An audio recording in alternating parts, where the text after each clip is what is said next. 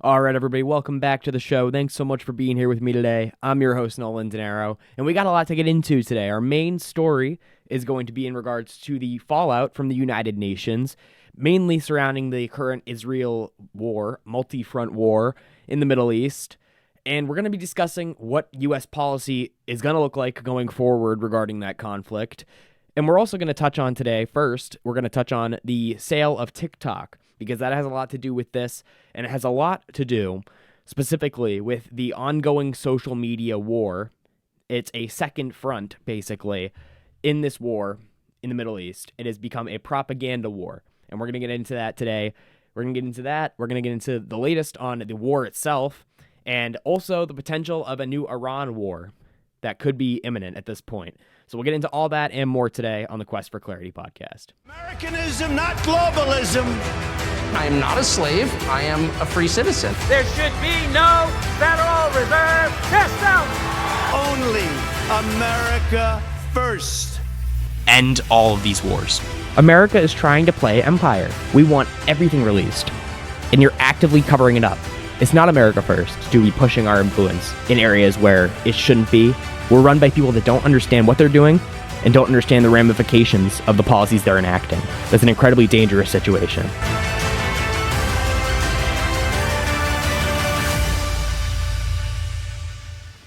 All right, everybody, before we begin, if you wouldn't mind going right down below this video and hitting like and subscribe, I'd really appreciate it. We're almost at that 100 subscriber mark, so if everybody watching right now could please hit subscribe, I would really appreciate it. It would help us get to that mark.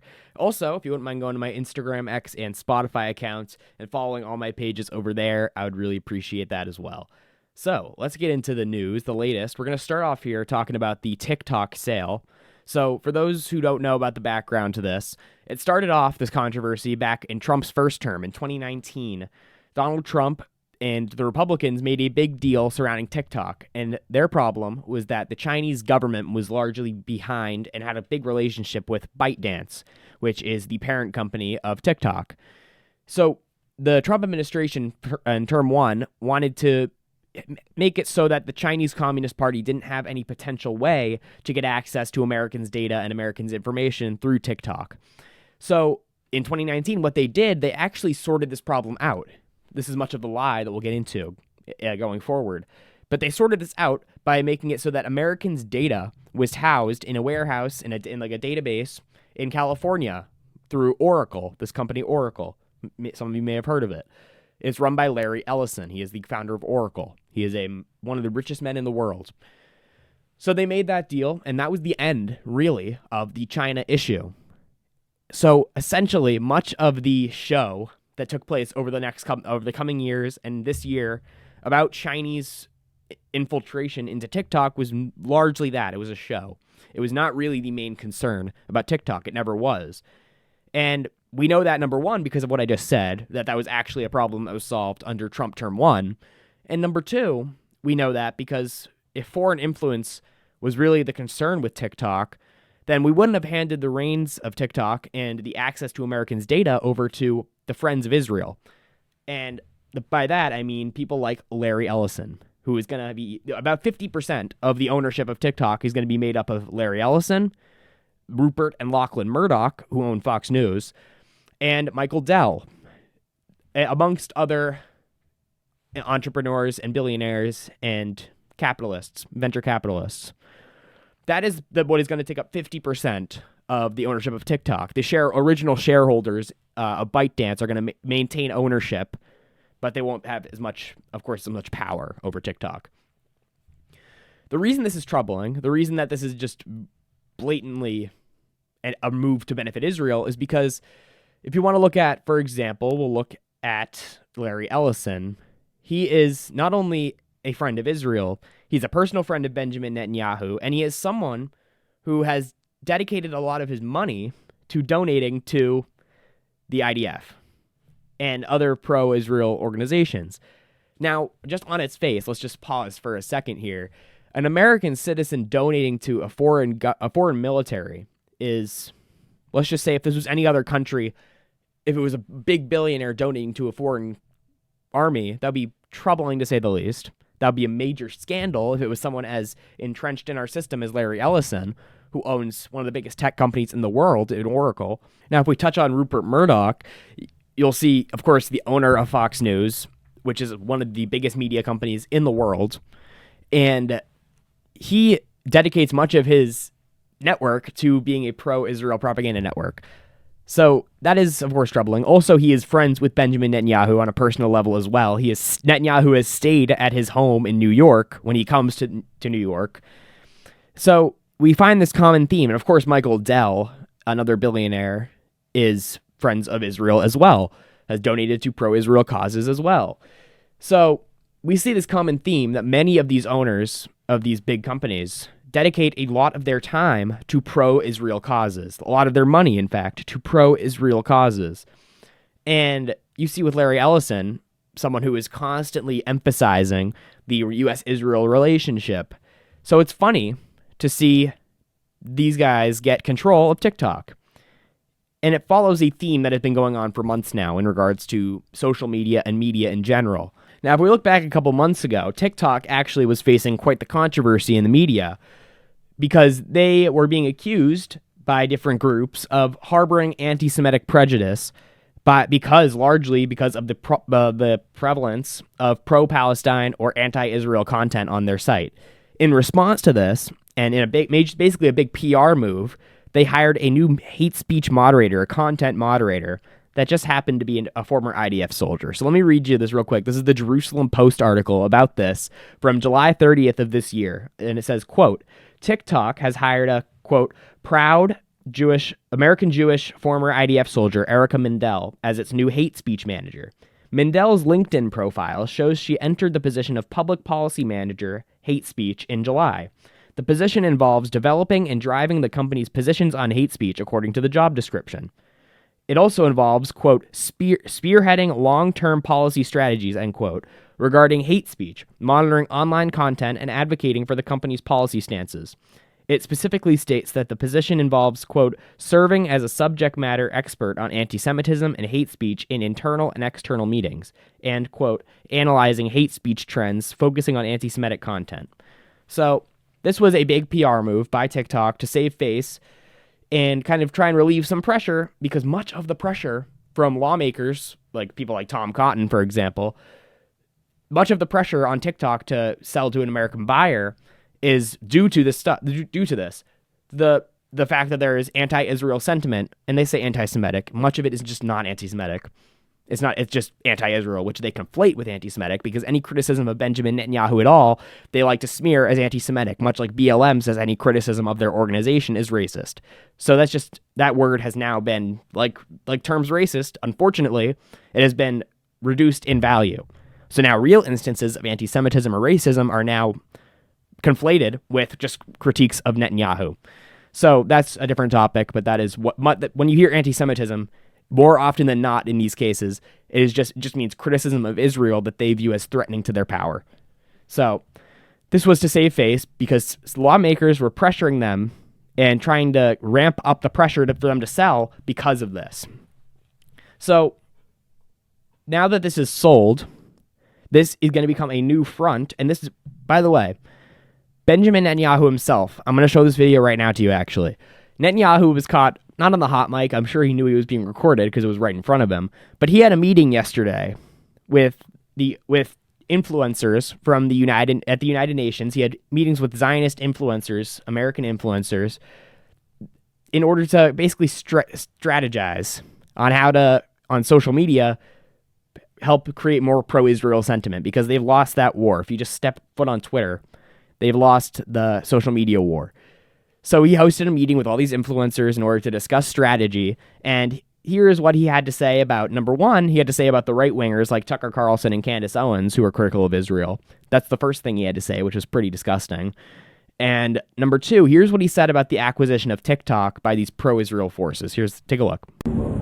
Christian influencers, okay? He said, we talked about the woke right, and he said, I call it the woke Reich. That's a brilliant observation. The woke Reich, because these people, you know, they're not any different from the woke left. I mean, they're insane, they're loonies. But they're actually meeting on some of the things. And what we have to do is we have to secure that part of the base of our support in the United States. That is being challenged systematically. A lot of this is done with money. Money of NGOs, vast. Money of governments, vaster. Okay? We have to fight back. How do we fight back? Our influencers. I think you should also talk to them if you have a chance. To that community, they're very important. And secondly, we're going to have to use the tools of battle. You know, the weapons change over time. You can't fight today with swords. That doesn't work very well. Okay, and you can't fight with cavalry. That doesn't work very well. And you have these new things, you know, like drones, things like that. I won't get into that. But we have to fight with the weapons that apply to the battlefields in which we're engaged. And the most important ones are the social media. And the most important purchase that is going on right now is Followers. TikTok.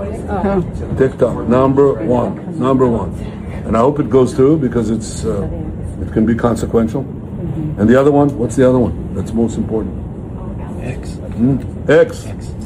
That's very good.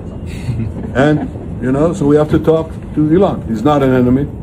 He's a friend. We should talk to him. So right off the bat, of course, the sheer disrespect for Americans and the people he takes money from every year, the taxpayers that we are forced, the taxpayers that are forced to fund his wars, the sheer contempt he has for them, the way he looks down on me and people like me is sickening.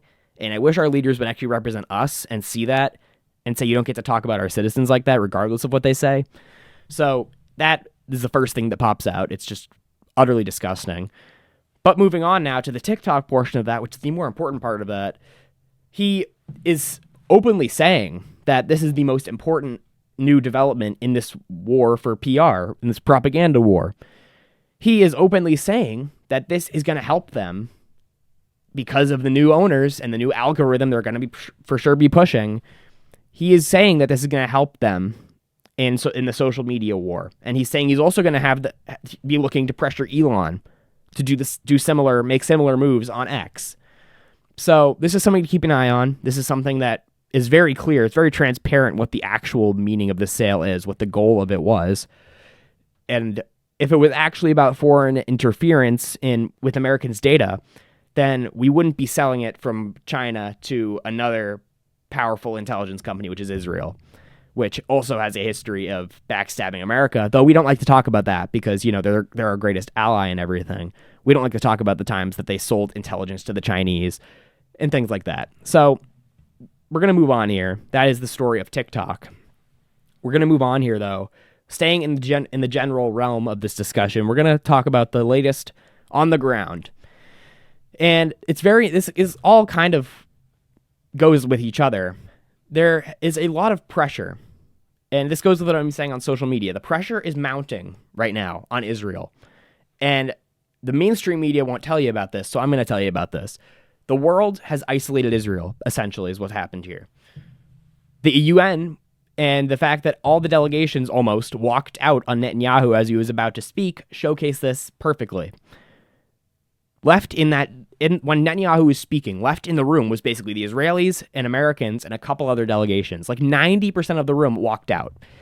And this is symbolic of the fact that 90% essentially of the world has now turned on Israel and is against what Israel is doing in Gaza and the actions they're taking in the broader region. So I just want to read out a few of the latest developments here in the world that showcase that almost every relevant country in the world has now turned on Israel. So for one, Italy's Giorgia Meloni, a conservative, a right-winger, has turned on Israel. And just recently, she said that she will support European sanctions on Israel, which we'll get into in a second as well. And she says the war has, quote-unquote, crossed the line.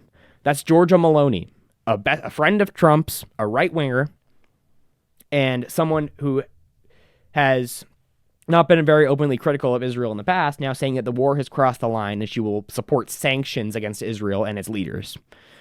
So that's very shocking. Also, we have the latest with Spain. Spain now says they'll be enacting an arms embargo against Israel. Another relevant country is going after Israel at this point. The UAE, the United Arab Emirates, now says that if Israel goes forward with what they say they want to do, which is annex the West Bank, then that puts the Abraham Accords in peril. They may leave the Abraham Accords if Israel goes through with this. Also, you have the EU, the European Union, which now is planning on sanctioning Israel. International soccer leagues and cycling leagues are now banning Israel from participating.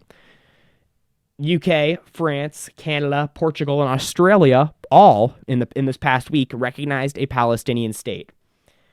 And of course, we had a couple days ago, in the biggest act of defiance by a U.S. president in probably a decade, Donald Trump said he will not allow Israel to annex the West Bank. He says he will not allow it. Now, all of this combined symbolizes a worldwide turn against Israel. And it's shocking because this is something that's unprecedented. The world has never turned on Israel to this degree. And it's also very telling that this does not deter Israel at all. Israel is still invading Gaza as we speak. They're invading Gaza City and pushing hundreds of thousands of people down to the bottom of Gaza, to the south of Gaza, and preparing them for expulsion. Israel also right now in the Knesset is drawing up plans led by people like Smotrich and Ben-Gvir to annex Gaza. They are going to annex the West Bank. They are going to annex the West Bank and take that land and erase the Palestinian people as a whole. They are trying to erase the idea of a Palestinian state. And for those who've been paying attention at all, this has been Netanyahu's goal for his entire career. He has said this for 30 plus years, that he will never allow for the establishment of a Palestinian state. He said this when Yitzhak Rabin was assassinated.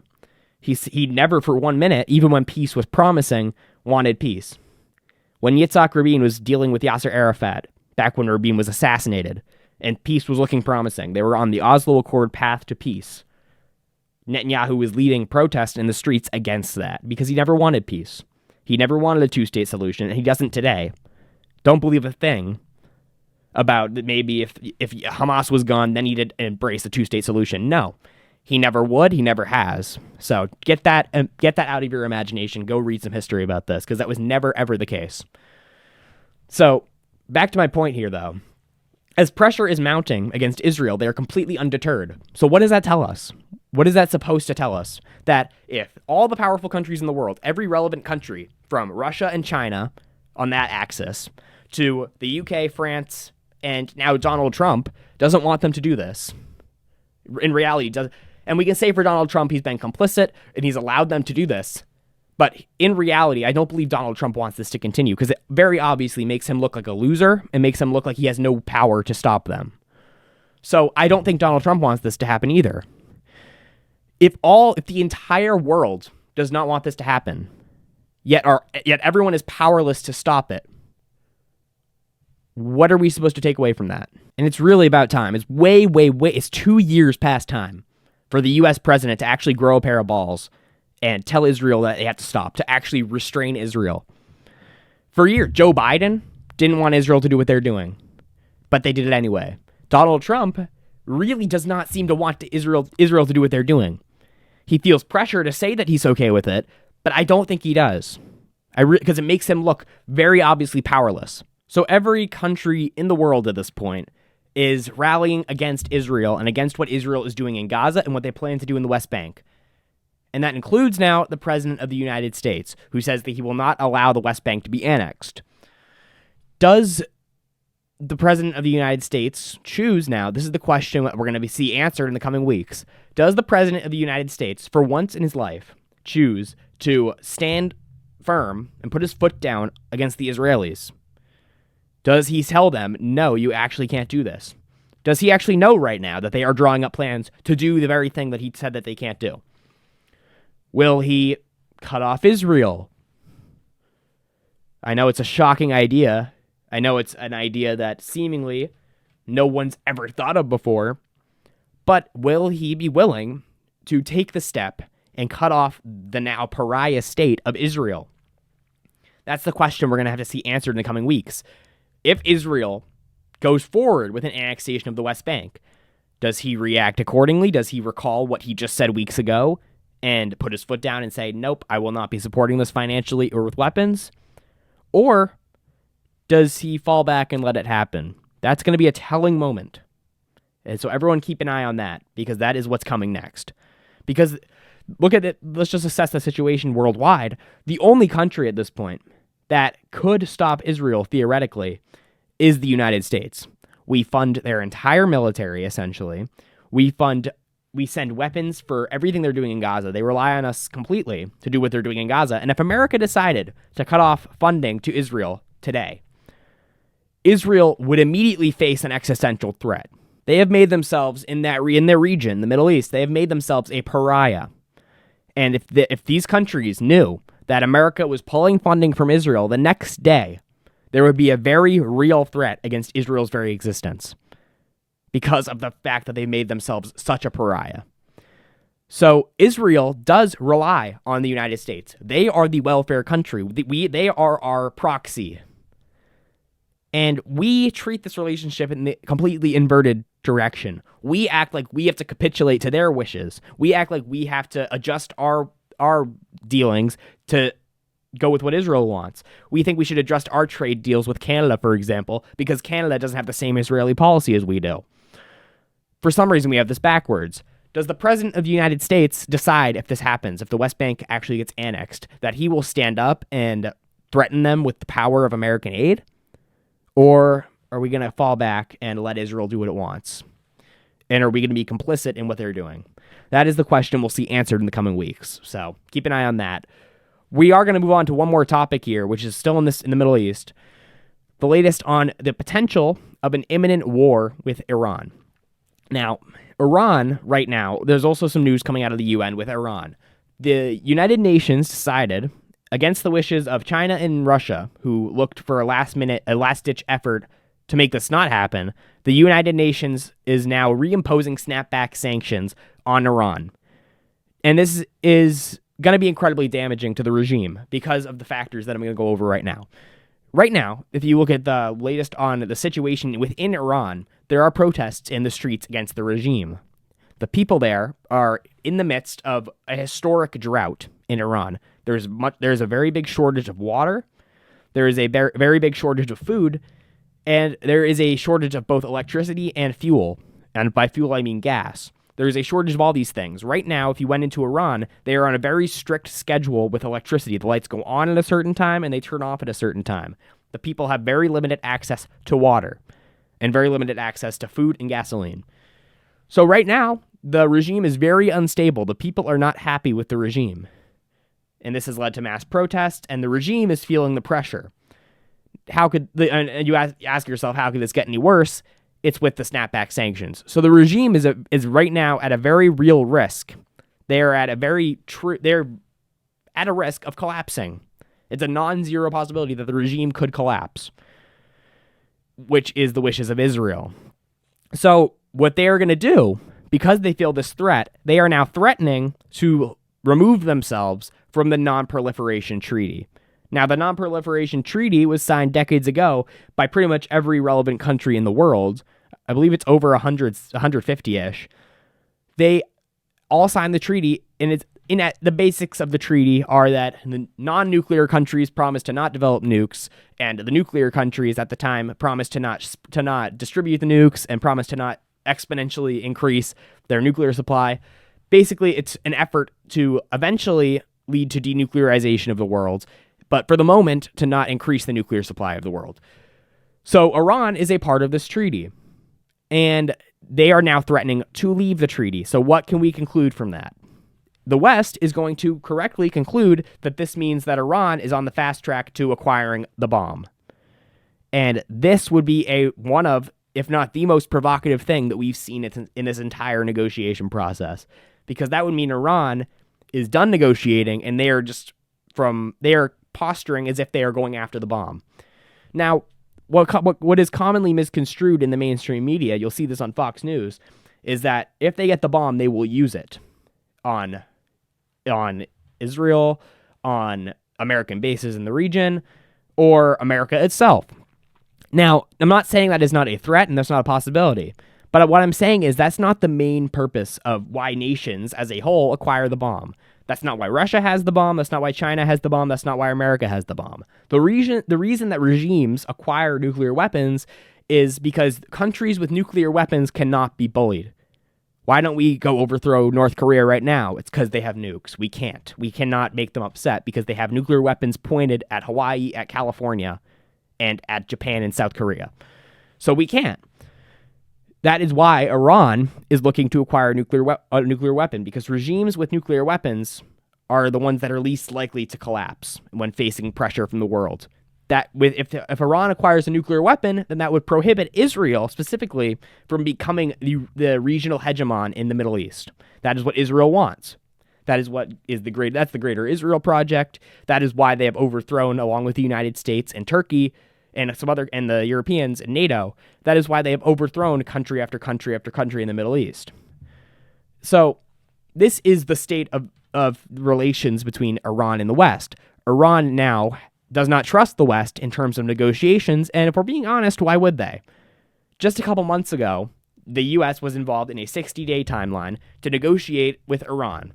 The U.S., Israel, and Iran were negotiating. Mainly it was the U.S. and Iran for a nuclear negotiation, to make a new nuclear deal. There was a 60-day timeline.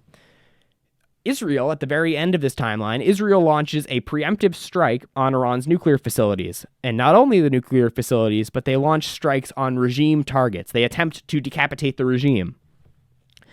And in the immediate aftermath of this, the question is, did the United States know this was going to happen? And the first response from the Trump administration was that they knew this was going to happen, and that the negotiations were a ruse to make Iran relax and open them up to the possibility of being struck. So if that is what we're hearing out of the United States diplomats, that the negotiations were a ruse, then how can you expect Iran to trust the West in negotiations? How can you expect them to negotiate in good faith if we seemingly weren't? If we were negotiating only to give Israel the opportunity to strike? And if Iran goes on the fast track now to acquiring a nuclear weapon, then Israel is going to very likely strike and try and preempt that. And they're going to look to the United States, like they did last time, to finish the job. And this time, I have a feeling it's not going to just be to destroy the nuclear facilities, because we thought we did that before. We didn't. It's going to be to decapitate the regime. That's what Israel has always wanted. And if you want proof of this, go back and read two memos, the Clean Break memo from 1996 and its companion piece, Coping with Crumbling States. Those were written by David Wurmser, Douglas Feith, and Richard Perle, three neocon Zionists and friends of Benjamin Netanyahu, who would eventually work in the Bush administration. And in those memos that were written to Netanyahu, they lay out the plan for regime change in first Iraq, then Iraq, then Syria, and then Iran, finishing off in Iran. And the goal was to, number one, break from the peace process, and number two, overthrow regimes that would be upset if they did that. So this has been the plan for 30 plus years, and Israel is not going to stop halfway. They didn't with Iraq, they didn't with Syria, and now with Iran, with the regime on the regime is on the run. Why would they? And by on the run, I mean the regime is facing potential collapse. Why would Israel not want to go all the way?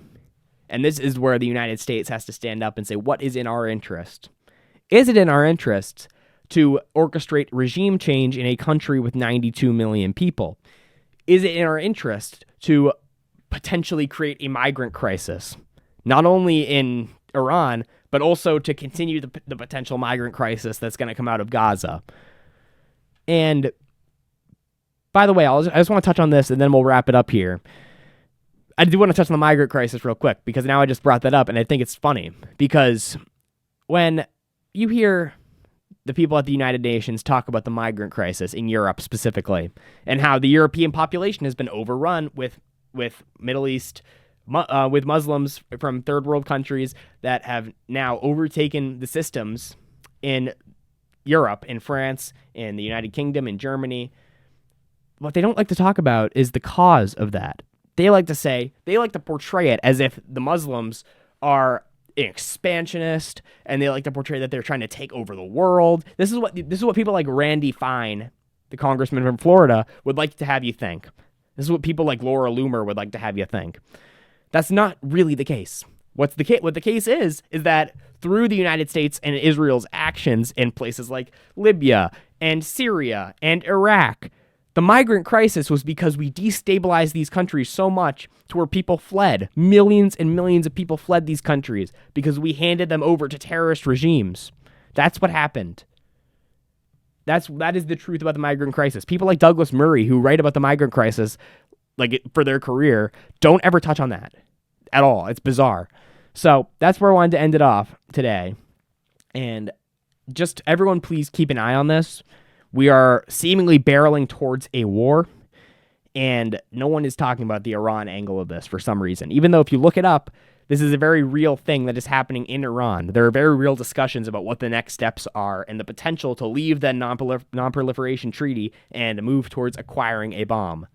You don't hear about that for some reason on like CNN or Fox, but that is what is currently going on in the Middle East, and it's going to come on us in like we're going to hear about this one day and then we'll be at war the next. So it's important to actually be considering what's going on right now because there's a lot of moving parts, and until the war is imminent, no one likes to talk about it. So this is important to keep an eye on. Thank you guys so much for being here with me today, and I'll see you guys in the next episode. Oh, please, by the way, please like and subscribe, and please be sure to follow me on Instagram, X, and Spotify, and I'll see you guys in the next episode. Have a good day.